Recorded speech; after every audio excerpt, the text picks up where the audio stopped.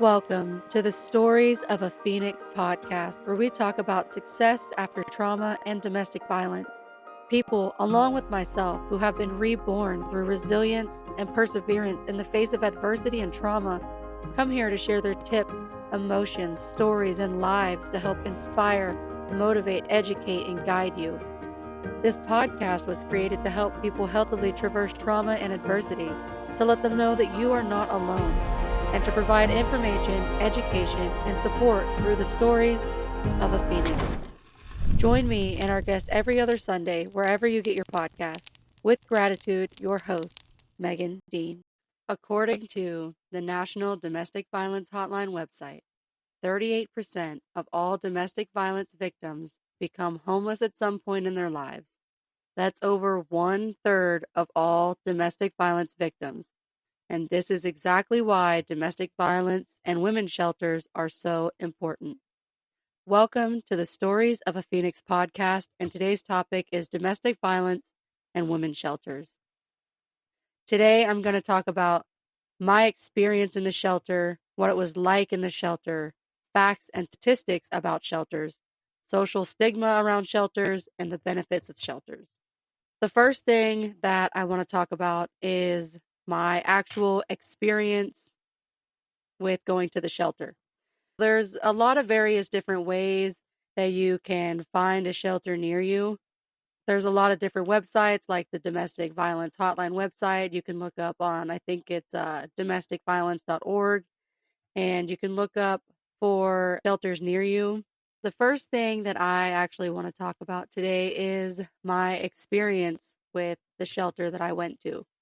I actually was able to get in contact with my shelter through a therapist, and there are various different ways that you can get in contact with a shelter in your area or outside of your area if you would like to travel to a shelter, which I'm going to discuss later in the episode.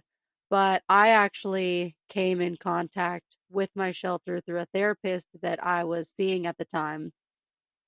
And the shelter that I went to was actually 3 hours away from where I lived. So my therapist helped me plan my escape from my abuser, and basically the day of, I packed all my stuff into my Jeep that I had. I had an old, like, square body Jeep, and it was actually meant to do rock climbing, not to go driving highway. So it took me longer than 3 hours to get to my destination just because I could only go like 60 miles an hour. But my first initial contact with the shelter was over the phone and over Facebook Messenger. So once my counselor got me in contact with the shelter, they gave me the address and a different information over the phone and through Messenger. And the day that I was going to arrive, they kept in contact with me throughout the entire process to make sure that what time I was arriving. So it was, they were holding my hand through the whole process, as well as my counselor. So I will say that my expectations for going into the shelter was, it was just basically something I'd seen on TV. My expectations for a shelter, I thought like it was going to be a gymnasium, with a bunch of cots laying around or bunk beds, and it's just going to be a bunch of battered women and children laying around crying, and, just the most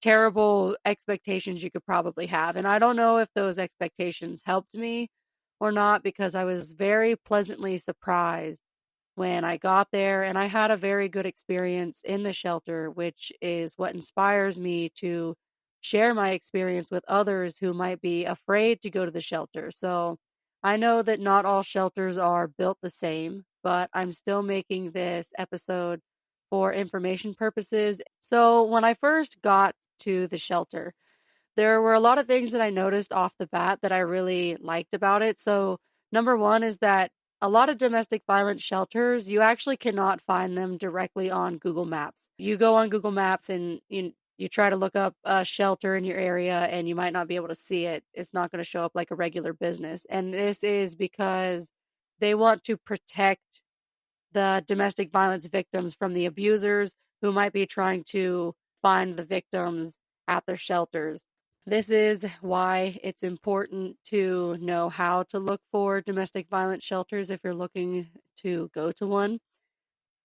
The next thing that I noticed that I really liked about the shelter is that it's like pass keyed at the door. So you have to have like a punch a number in, or you buzz the buzzer and you talk to them, they let you in. Or a lot of times there's a camera so they can see who's at the door. So there's not a lot of people coming and going inside the shelters. When I first got there, I had everything that I owned in my Jeep, but I didn't want to take everything in, obviously. So I just, grabbed a lot of the basics, and I went to the front door. They let me in. And for the first, I want to say hour to maybe hour and a half I was there, we did a really in-depth like intake questionnaire basically.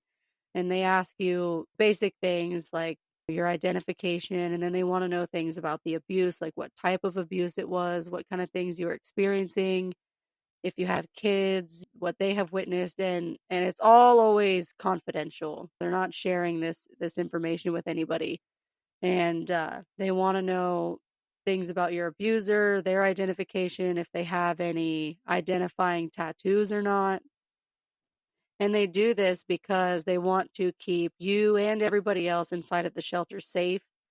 They'll ask you a lot of questions. They ask if you're on any medication, and they want to know if you have any like sharp objects. The shelter that I was at, the medication, since I was 7 months pregnant when I went to the shelter.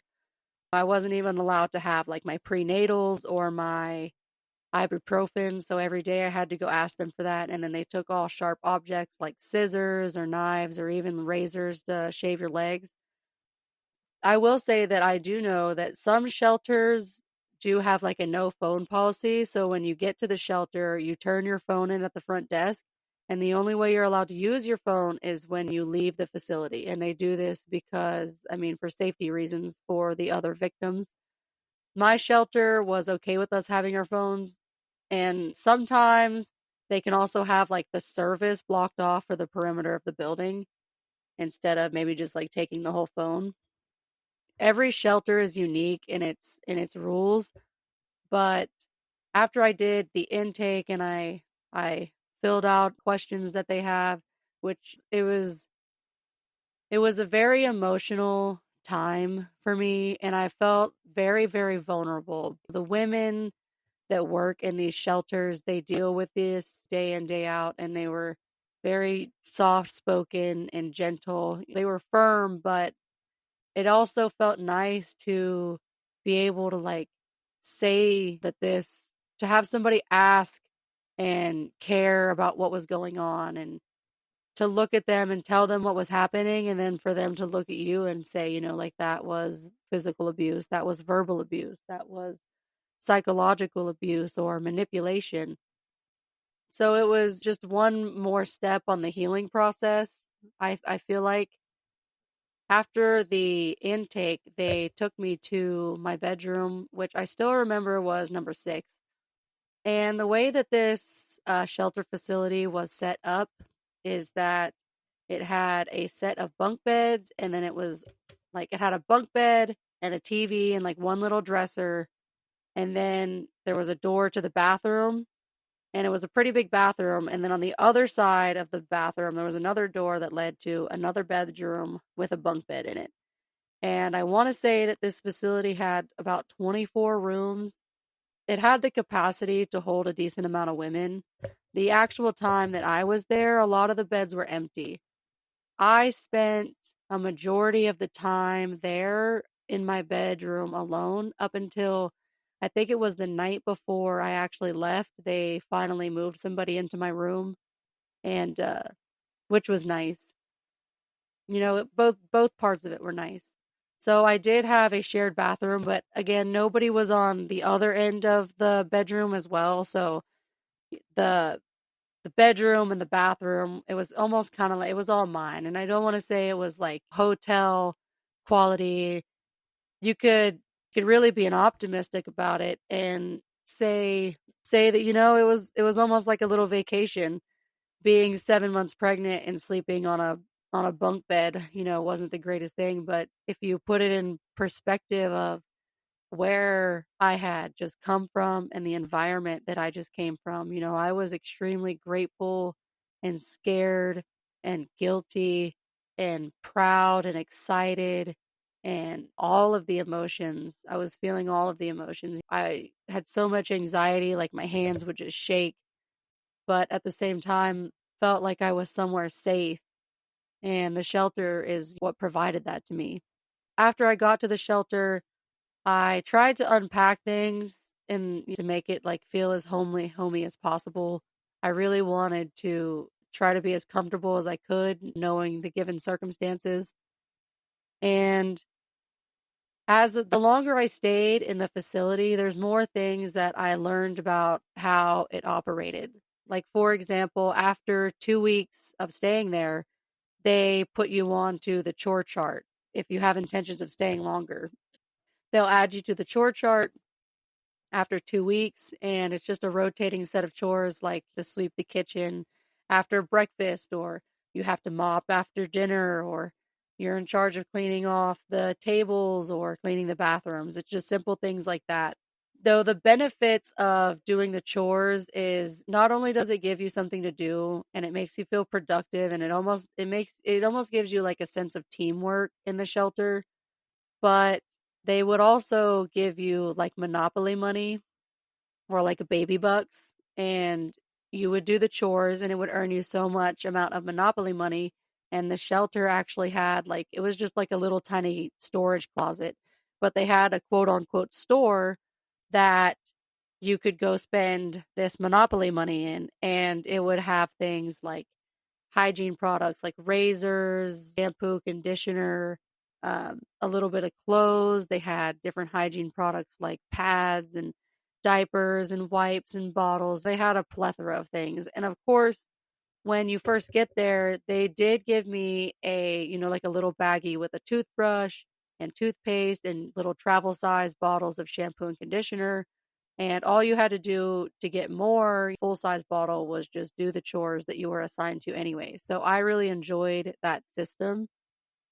Another thing that is shared besides the bathrooms is the kitchen. So I was very impressed and curious about how the kitchen worked. So it was basically like a big communal kitchen, and imagine like those old cafeteria schoolroom tables that were real long, and they had like the little circular shaped chairs that were like attached under the table. It was exactly like that. And no breakfast was served, but Monday through Friday, they had volunteers come in either through the cooking class that they offered or otherwise, and they would come in and cook lunch and dinner Monday through Friday. So breakfast, and on the weekends, you had to fend for yourself. But you were able to use the kitchen any time of the day. You could store stuff in the kitchen. It just understood that clean up your mess and put everything back and be respectful of everything. What I ended up doing is I went and I bought like some Jimmy Dean frozen stuff and like wrote like Megan and door number 6 on it and stuck it in the freezer, and nobody touched it and there was never like an issue. And actually what I ended up doing before I left is I went and spent all the extra money that I had on food, and then I just left it in the freezer for everybody to eat. So it was kind of like my little donation thank you for their hospitality when I left. They do have a communal kitchen, and they do have like they had like a communal living space as well, so it had like a TV and some couches. And like I said, at the time that I was there, the shelter was not at full capacity, and the cultures in shelters can vary. So I do know that in some states and in some shelters, the women are not encouraged to speak to one another. And it is because sometimes one victim can talk to another victim, and then it turns out that they know the same person, and then it creates drama or it creates problems. So some shelters who've, I guess, had that problem repeatedly will actually not encourage the women to talk to each other. And there's pros and cons that go into that. At my shelter, There was not a direct rule that said don't talk to anybody, but the culture that was at the shelter was just very quiet, and a lot of people were healing, and a lot of people were do the same exact process that I was. And it was kind of nice because they you just spend a lot of time thinking and processing what has happened to you. And a lot of other people are doing the same thing. And of course, me being 7 months pregnant in the shelter did make it a little awkward because even everybody that I looked at in there just looked at me with the most like sympathetic eyes, and just sometimes I didn't really know how to respond to that. I was just really happy for the support. So, along with the chore chart that you get added to, the way that the shelter that I stayed in worked is that you were allowed to stay there 30 days at a time, but after 2 weeks, you could apply for another 30 days. And of course, there were little stipulations here and there. Like, for example, the shelter offered a lot of classes, anything from therapy classes to financial classes to cooking classes, parenting classes. But they did have a stipulation that you had to at least take 3 classes a week, and it would give you better odds to getting approved. So it's not that you would necessarily get denied, but they would take these things into consideration along with, the capacity of the building. So if you wanted to stay for more than 30 days at a time, you really had to take advantage of the classes that they offered, which I also thought was a really, really great system to encourage the women in there to go to these classes, get up out of bed, do something, and something productive. So I really liked the system that this shelter had in place, along with pretty decent, nice bedrooms way above my gym with a bunch of cots expectations.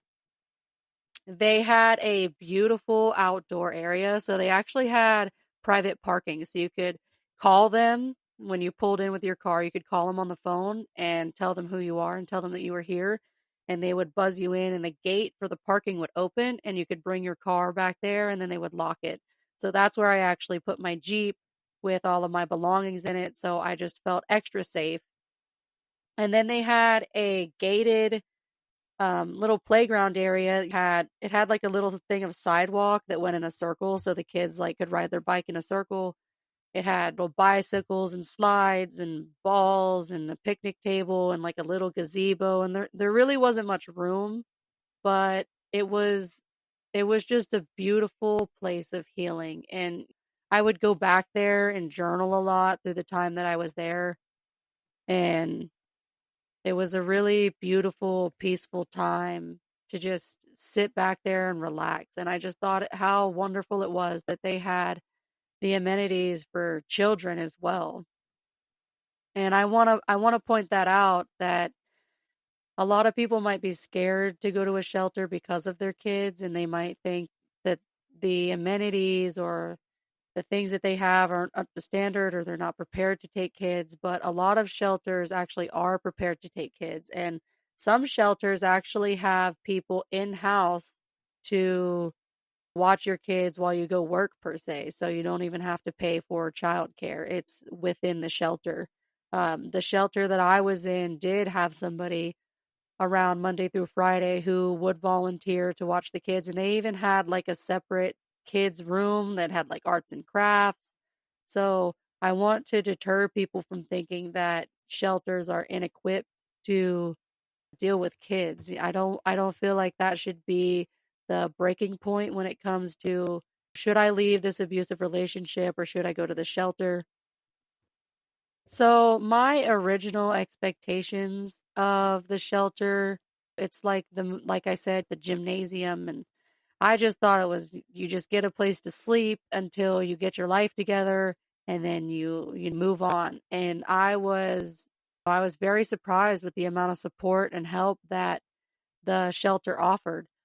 So like I said, I was 7 months pregnant, so they were very, very helpful with trying to find me like what is it called?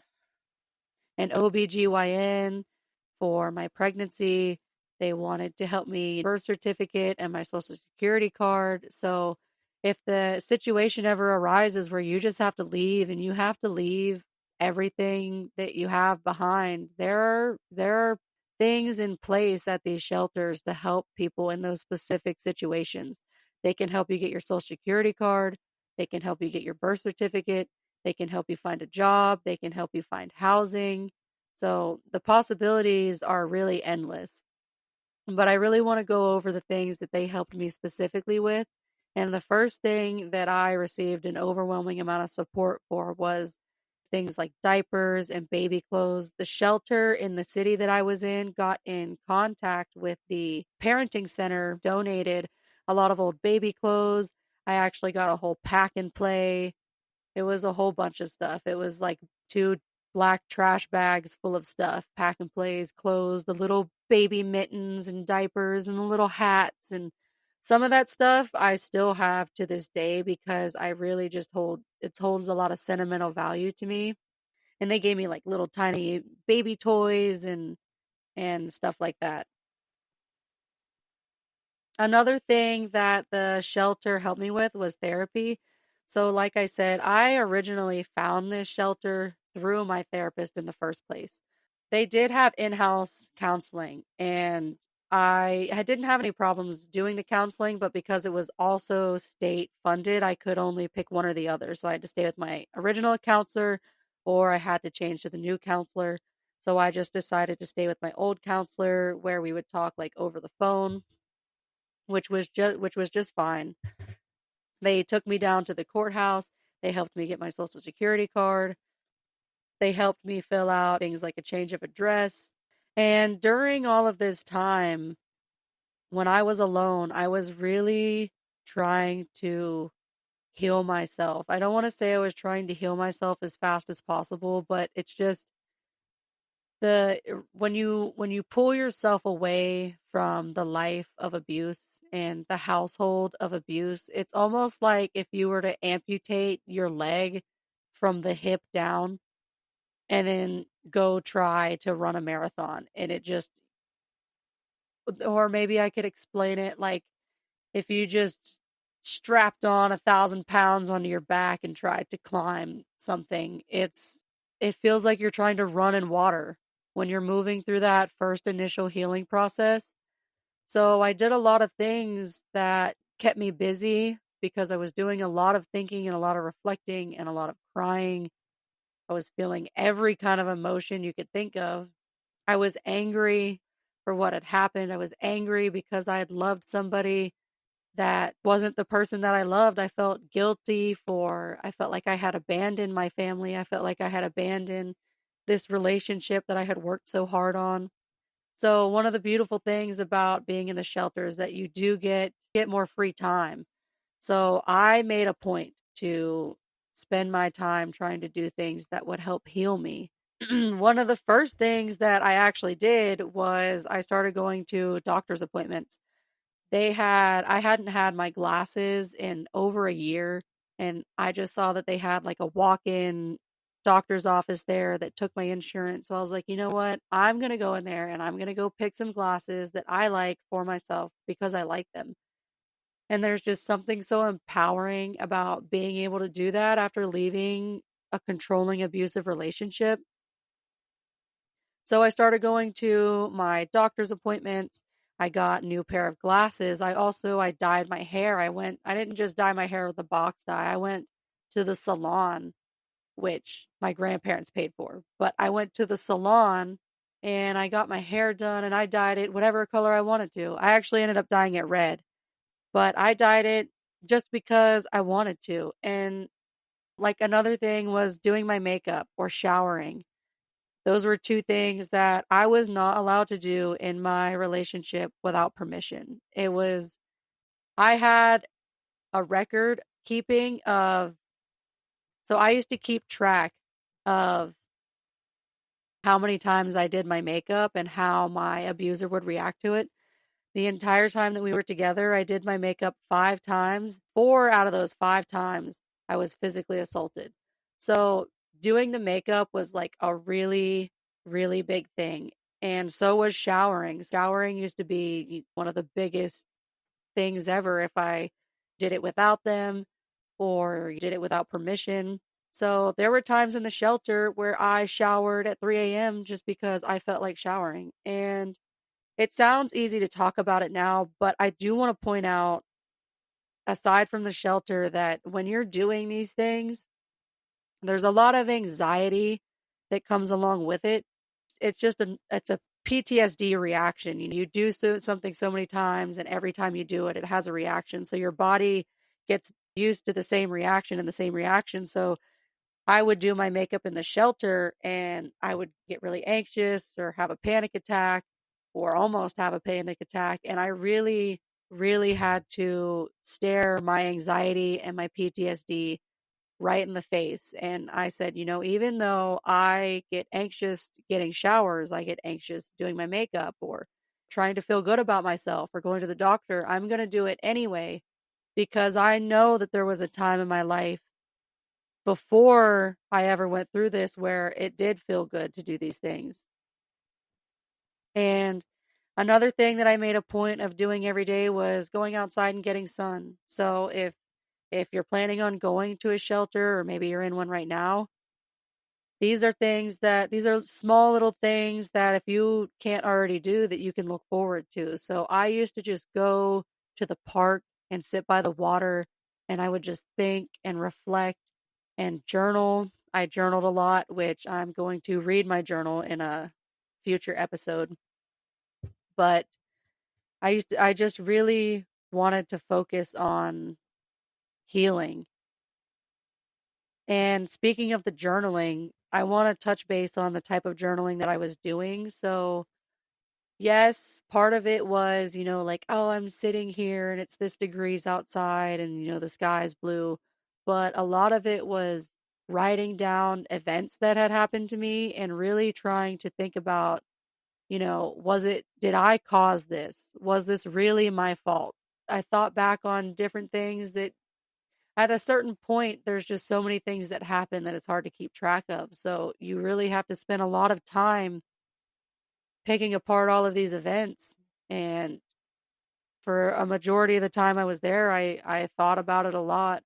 Another tip that I have, if you plan on going to a shelter, is to obviously take advantage of the classes, but to also get back into some of your old hobbies. So one of the things that I did in the shelter was I really wanted to try to connect with that person that I used to be. I really wanted to feel life like how I used to feel it. And so I was sewing, I was painting, I was dancing. I was just trying to do anything that could give me a sense of that little spark in life that I had felt previously. And I will say that you might not feel immediately better when you start doing these things. You could have been the best basketball player and you go to play basketball afterwards and it might not feel the same at first. But when my time at the shelter was almost over, the outtake process was very easy and simple. It was, you just tell them when you're leaving, and the people that I was there with were very caring and considerate. They wanted to know where I was going and if I was going to be safe. And these are all very understandable questions. And you basically just sign a couple papers and you take your stuff and gone. And you could always come back. So I do want to point that out, that if you go to a shelter and you leave and you come back, and a lot of the times women will go to shelters and then they do go back to their abuser. And I want to point out that there is no shame in going to a shelter and then going back to your abuser and then going back to the shelter. These people who work in these shelters are aware that on average it takes a person 7 times to leave their abuser. And that's on average. So, there's people out there who could take 15, 10, 33 the first time. So that's what these people are there for. Never feel ashamed of leaving and then coming back. They're there to accept you with open arms because they never know when that time is the final right time. I want to be completely honest and say that I was one of those people who left the shelter and did end up back with their abuser. But all it took was that one more time. The next time that I left, I was done for good. So I want to point out that there is no shame, and it's okay if you are upset and feel shameful and guilty.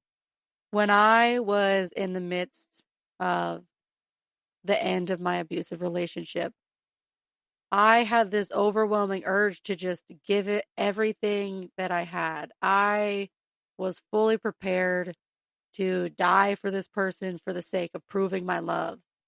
And it got to the point where I finally could say, I did everything that I could do besides die. I did everything for them that I could do. I tried my best. So I don't harbor any resentment or guilt due to that. And some people are like me, and they really have to get to the point where they can look at themselves in the mirror and say, no matter what, I tried my hardest, and that's all that matters. And I couldn't have tried any harder, and it just wasn't meant to be. And through that, they're able to let it go. So, yeah, I know I was one of those people who took a few times for me to leave. But going to the shelter and the whole healing process and everything, it was it was like the seed that was planted in my mind that grew to be Jack and the Beanstalk's beanstalk. So it had a profound impact on when I was able to actually get out. I want to go over some common questions that you might have, and you might be wondering, well, where can I find a shelter if I can't just Google it on Google Maps?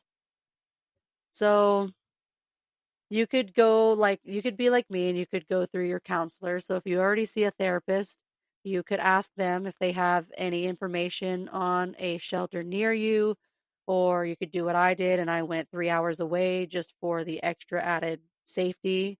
And the only people I want to note, the only people that knew that I was 3 hours away were my grandparents. They were my emergency contacts, and they were the only people, period, who knew where I was. No one else in my whole family knew where I was at. And that also gave me a lot of extra, a sense of safety. So, where do you find a shelter besides a counselor? So, you could go to the National Domestic Violence Hotline website. You can go to domesticshelters.org. You could even ask your OBGYN if you feel comfortable doing that. If you have a doctor you're comfortable with disclosing things to, and you don't even have to say that you're being abused. When to I went to the OBGYN and I told them that I was having a lot of I was pregnant and I was depressed and I was having suicidal thoughts. So I told them the truth without telling them the truth. And they offered me medication at first, and I said no.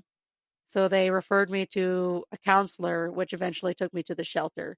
So you never know who you can talk to, but whoever you're comfortable with. Another place that can get you in contact with shelters in your area, but is kind of a touchy place for people, is CPS. So if you have a relationship with CPS or you know somebody in CPS that can contact, or you can even just call them and they will have information on shelters where you can go. So the information is out there, but they don't put it on Google Maps for the protection of the victims.